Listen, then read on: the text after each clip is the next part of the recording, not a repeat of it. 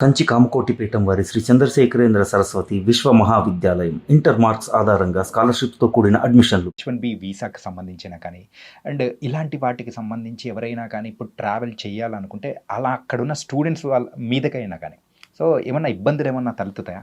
ఇలాంటి విషయాలన్నిటి గురించి కూడా మనతో పాటు మాట్లాడడానికి హైకోర్టు న్యాయవాది ఇమిగ్రేషన్ లాయర్ అయిన పృథ్వీ గారు ఇప్పుడు మనతో పాటు ఉన్నారు. మరి సార్తో మాట్లాడదాం.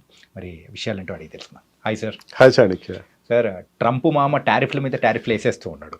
అసలు ఇండియా అంటే కచ్చి గట్టి మరి కూర్చున్నాడు అన్నట్టు కూడా అనిపిస్తూ ఉంది.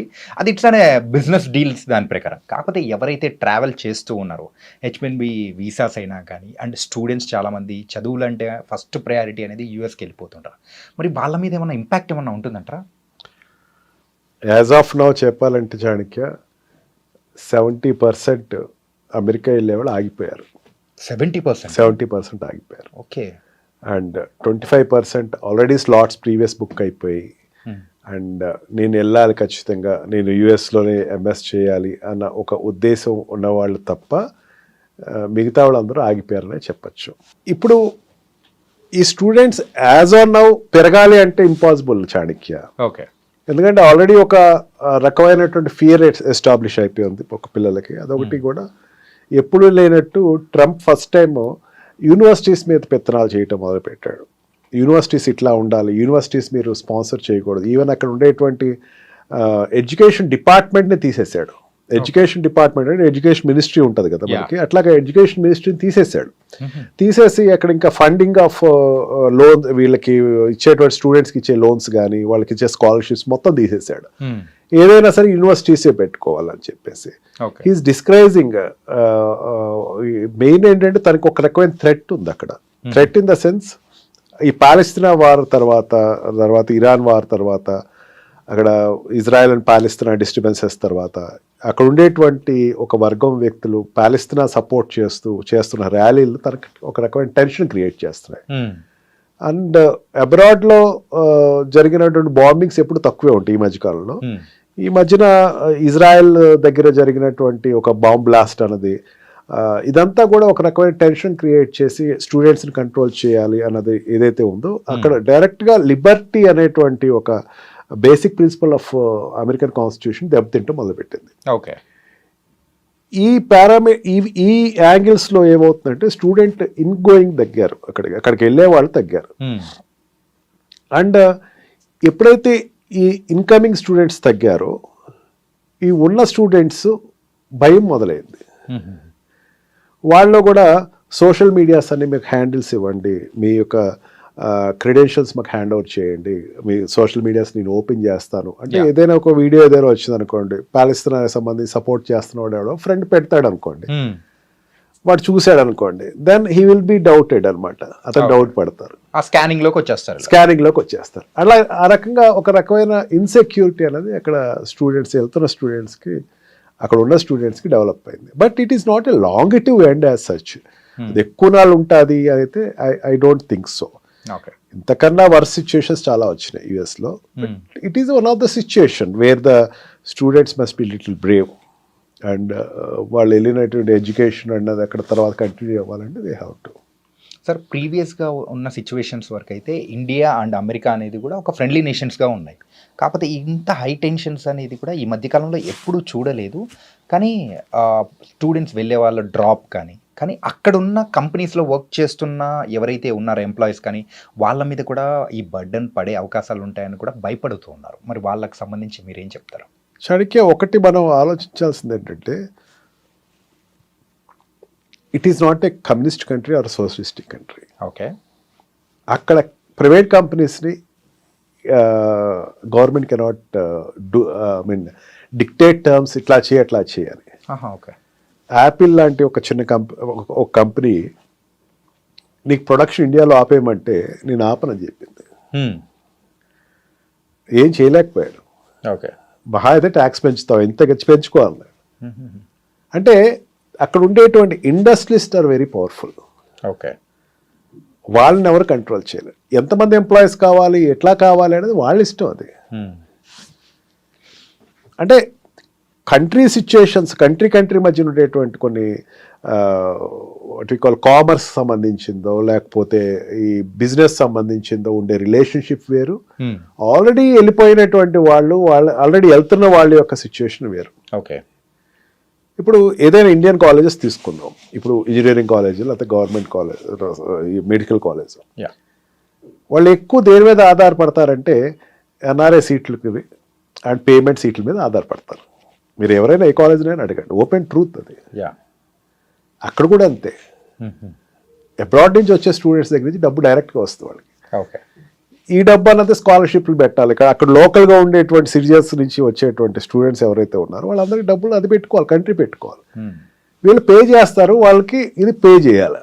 ఓకే, ఆ బిజినెస్ పరంగా ఎడ్యుకేషనల్ బిజినెస్ ఆధారంగా చూసుకుంటే ఏ కంట్రీ కూడా ఈ అమెరికన్ ఏ యూనివర్సిటీ కూడా they won't leave that hope Indian students రానివ్వద్దు అన్నది ఆ యూనివర్సిటీస్ మెయింటైన్ చేయట్లా.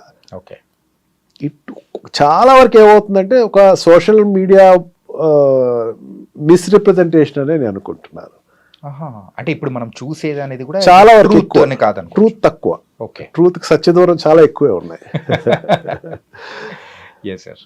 అలాగే ఆ ట్రంప్ ఇంతకుముందు అంటే ఎప్పుడైతే గవర్నమెంట్లోకి వచ్చారో సార్, అధికారంలోకి వచ్చిన తర్వాత గోల్డ్ కార్డ్ అనేది కూడా ప్రవేశపెట్టారు కదా సార్, మరి దాని సంగతి ఏంటి సార్ ఇప్పుడు అది?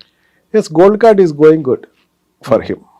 ఇండియా నుంచే ఎక్కువ గోల్డ్ కార్డ్స్ పర్చేసింగ్ జరిగినాయి అని చెప్పేసి అన్నాడు. బిజినెస్ వీసా, ఈబీ వీసా ఏదైతే ఉందో అది దాన్ని తగ్గించాలనే ఉద్దేశంతో గోల్డ్ కార్డ్ అనేది పెట్టాడు. ఇంత అమౌంట్ మాకు కట్టండి, మీరు ఇక్కడ ఉండొచ్చు అని చెప్పేసి అన్నాడు. అండ్ పార్షల్లీ హీ గాట్ సక్సీడెడ్. అంటే it is not overnight జరిగేది కాదు, ఓపెనింగ్ అయితే చాలా బాగానే వచ్చింది. ఇండియా నుంచి కూడా చాలా గోల్డ్ కార్డ్స్ అయితే పర్చేసింగ్ జరిగినాయి.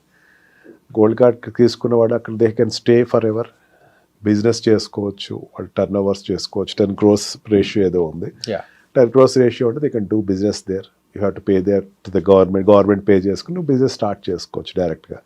అంతేకాని దానికోసం వేరే వీసాలు అప్లై చేయటం, దాని గురించి వెయిట్ చేయటం ఇవన్నీ లేదు అని చెప్పేసి అన్నాడు. సెకండ్ టైం ప్రీవియస్ ఒకసారి ఇంట్రడ్యూస్ అయిన తర్వాత ఇది మళ్ళీ చాలా నాళ్ళ తర్వాత మళ్ళీ గోల్డ్ కార్డ్ ఇంట్రడ్యూస్ అవుతుంది. యా, బిజినెస్ వైజ్గా ఇట్ ఈస్ గోయింగ్ అప్. అదే చాణక్య నేను చెప్తుంది అదే, వాట్ యు ఆస్క్ ప్రీవియస్లీ, ఇండియాకి అక్కడికి యుఎస్కి ఉండే రిలేషన్స్ స్ట్రెయిన్ అయినాయి కదా. రిలేషన్స్ ఏం స్ట్రెయిన్ అవ్వలేదు చాణక్య. తన అడుగుతున్నది ఏంటంటే బ్రిక్స్లో ఉండేటువంటి కంట్రీస్, బ్రిక్స్ కంట్రీస్ అంటే what we call this India, China, Brazil, Russia, India, China, ఇవన్నీ కలిసి ఒక సౌత్ ఆఫ్రికా, ఇవన్నీ కలిసి ఒక కొత్త కరెన్సీని ప్లాన్ చేస్తున్నాయి అండ్ డాలర్ను పక్కన పెడుతున్నాయి. అక్కడ ట్రంపే కాదు, ట్రంప్ కాకుండా ఇంకోటి ఉన్నా సరే అదే చేస్తారేమో నా ఉద్దేశంలో. Okay, because is it competition for their country. ఎంతమంది ఉన్నారు పాపులేషను? ఈ బ్రిక్స్ సంబంధించినటువంటి ఈ బ్రిక్స్ కంట్రీకి ఉన్నటువంటి పాపులేషన్ అంటే Russia, China, India and Brazil, south ఆఫ్రికాలో ఎంతమంది ఉన్నారు అనుకున్నారు? 65% ఆఫ్ పబ్లిక్ ఉన్నారు, 65% of population in the world అక్కడ ఉన్నారు. అక్కడ ఈ 5 countries కంట్రీ ఇన్ఫ్లుయెన్స్ చేయదగ్గది 65% కానీ ఉన్నారు. అంటే అది పెద్ద రేషియో కదా, చాలా పెద్ద రేషియో సార్. ఇది వస్తే గనక డాలర్ యొక్క విలువ తగ్గిపోతుంది అని ఒక భయం అన్నది ఆ కంట్రీకి ఎక్స్ప్రెస్ చేశాడు. బ్రిక్స్ని డిస్కరేజ్ చేయాలి. ట్రంప్ దగ్గరే కాదు అది, అంతకు ముందు ఉన్నటువంటి బైడెన్ కానీ, అంతకు ముందు ఉన్నటువంటి వాట్ వి కాల్ ప్రెసిడెంట్స్ ఎవరైనా సరే, బైడెన్ కావచ్చు, అంతకు ముందు ఉన్నటువంటి వాళ్ళే ఎవరైనా సరే దీన్ని డిస్కరేజ్ చేశారు. ఎందుకు డిస్కరేజ్ చేశారంటే బ్రిక్స్ వస్తే వాళ్ళ వ్యాపారాలు జరగవు. ఓకే, ఈ సిచ్యుయేషన్లో ఏమైంది, ఇండియా మీద ఇప్పటివరకు లేదు, మొన్నటి వరకు లేదు. పాకిస్తాన్ ఈవెన్ సింధూర్ వార్ జరిగినప్పుడు కూడా సిచ్యుయేషన్స్ ఆర్ గుడ్.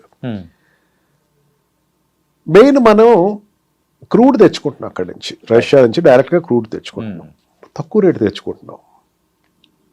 అమెరికాకి నష్టం కదా దానివల్ల నష్టం ఎవరికంటే నాటో కంట్రీస్కి నష్టం. అంటే European countries, NATO excluding America, European కంట్రీస్కి నష్టం. వాళ్ళ కంట్రీస్ నుంచి తెచ్చుకోవాలి, అది జరగట్లా.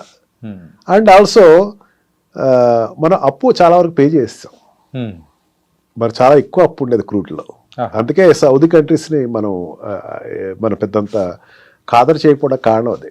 ఓకే, మనం చాలా వరకు అప్పు పే చేస్తాం, ఇదివరకు చాలా అప్పు ఎక్కువ ఉండేది మనకి, పే బ్యాక్ ఎక్కువ చేసాం మనం. అండ్ వాళ్ళ కాన్ఫిడెన్స్ కూడా ఇది పే చేసేస్తారు అని. రష్యా నుంచి ఎక్కువ తీసుకుంటున్నాం మనం, తక్కువ రేటుకి ఎక్కువ తీసుకుంటున్నాం. మిగతా కంట్రీస్కి దానికి దగ్గర దగ్గర $2 బిలియన్ ఎంతో మనకి డిఫరెన్స్ అనేది కూడా డిఫరెన్స్ ఎక్కువ లాభం అనేది వస్తుంది. ఇక్కడ ఏమైందంటే తనకి అక్కడ జరుగుతున్న వార్కి, రష్యాకి జరుగుతున్న వార్లో ఏమైందంటే ఎప్పుడైతే ఈ నాటో కంట్రీస్ ఒత్తిడితోటి యుఎస్ ఈ స్పీకింగ్ ఏ న్యూ ఫార్మ్లా నువ్వు ఇండియా నువ్వు వెళ్ళి అక్కడ తెచ్చుకోవద్దు అని. కానీ అమెరికా అక్కడ ఉండేటువంటి రష్యాలో ఉండే కార్లు తెప్పించుకుంటుంది, ఎలక్ట్రానిక్ గూడ్స్ తెప్పించుకుంటుంది, కానీ నువ్వు మాత్రం వెళ్ళి తెచ్చుకోవద్దు అనేసరికి దీనికి India is so stubborn. Okay, మా కంట్రీకి నువ్వెవరు చెప్పడానికి, మా కంట్రీకి చెప్పాల్సినటువంటి నీకు సంబంధం లేదు కదా. అండ్ నాటో కంట్రీస్కి అయితే గట్టి వార్నింగ్ ఇచ్చాడు నిన్న ప్రైమ్ మినిస్టర్. అసలు మీకు నాకు సంబంధం ఏంటి, అసలు మీరు ఎక్కడెక్కడ వ్యాపారం చేసుకుంటారు మేము అడిగాము ఎప్పుడైనా సరే. ఉక్రెయిన్ వార్కి మీకు సంబంధించింది, ఉక్రెయిన్ వార్కి మాకు సంబంధం నాటోకి సంబంధించింది. We are not the members of NATO, right, నాటోలో మీ మెంబర్స్ కాదే అని చెప్పి చాలా గట్టి సమాధానం అయితే చెప్పడం జరిగింది. And India is very stubborn. చాలా నాళ్ళ తర్వాత ఇండియా చాలా స్టబన్ నిర్ణయం తీసుకుంది, ఎటు పక్కన వంగకుండా. బికాజ్ మన రష్యాతో ఉండేటువంటి రిలేషన్షిప్ ఎక్కువ. మనం ఈ రోజున 70% వాట్ వి కాల్ ఎయిర్ క్రాఫ్ట్స్ ఏదైతే ఉన్నాయో, డిఫెన్స్ ఎయిర్ క్రాఫ్ట్, దాని మీద ఆధారపడి ఉన్నాయి. ఇప్పటికీ ఇక్కడ రీసెర్చ్ జరుగుతున్నాయి, they are supporting us. And Russia మన పక్కన ఉంటే చైనా మన కంట్రోల్లో ఉంటుంది, అది మర్చిపోద్దు మనం. చైనా కొంచెం ఏదైనా ఎదురు తిరుగుతుంది అన్నది ఏదైనా ఉంటే Russia will control that situation, control చేస్తుంది. అందులో that's why Modi is going to China very soon. It is one of the good indication. China తోటి ఎప్పుడు మనం యుద్ధం పెద్దగా పెట్టుకోకూడదు, ఎందుకంటే పెద్ద కంట్రీ కాబట్టి. ఈ రెండు కంట్రీస్ సపోర్ట్ ఇచ్చినంతసేపు అది ప్రాబ్లం ఏం కాదు మనకి. ఈ అక్కస్తో ఏమైందంటే ఒకసారి 50% టారిఫ్ పెంచింది. కొన్ని sectors there is a loss, but కొన్ని సెక్టర్స్ ఆక్వా ఫీల్డ్ లాస్ వస్తుంది. గోదావరి జిల్లాలకు ఉండేటువంటి ఆక్వా ఫీల్డ్ ఎక్కువ, వాళ్ళ ఆక్వా ఫీల్డ్ మీద ఆధారపడతారు, వాళ్ళకి కొంచెం లాస్ వస్తుంది. అండ్ టెక్స్టైల్ ఇండస్ట్రీస్ కొన్ని లాస్ అవుతున్నాయి. అండ్ ఫార్మా ఇండస్ట్రీస్, మెయిన్గా ఫార్మా ఇండస్ట్రీ మనకి ఇక్కడ ఉండేటువంటి మోడీ డ్రగ్స్ ఏదైతే ఉన్నాయో ఎక్కువ అక్కడ సేల్ ఉంటుంది, వాటికి కొంచెం ఉంటుంది. బట్ ఫార్మాకు అయితే తన లిబర్టీ ఇచ్చాడు, దీంట్లోంచి ఈ 50% ఫార్మా తీసేస్తున్నారు, ఎందుకంటే వాళ్ళకి అవసరం. ఓకే, తనకి ఏదైతే అవసరం అదే ఎక్కువ నాళ్ళు ఇది ఉంటుంది అని అయితే నేను అనుకోవట్లేదు, ఎందుకంటే కంట్రీ లాస్ వాళ్ళకి, మనకన్నా లాస్ వాళ్ళకి ఎక్కువ ఉంటుంది. ఓకే, అండ్ డైమండ్స్కి సంబంధించినటువంటివి కొన్ని సెక్టర్స్ అయితే ఇట్ నియర్లీ కొంచెం లాస్ అయితే ఉంటుంది. This is called commerce. Relationship is different.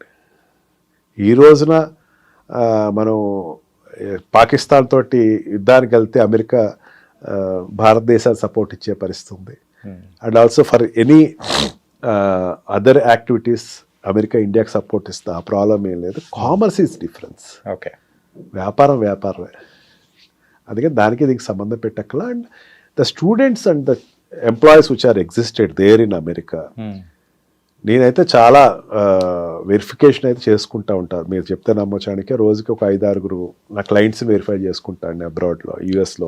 Okay okay, situation అట్లా ఎక్కడేం లేదు అసలు అంటారు వాళ్ళు. They are very cool. Students also very cool.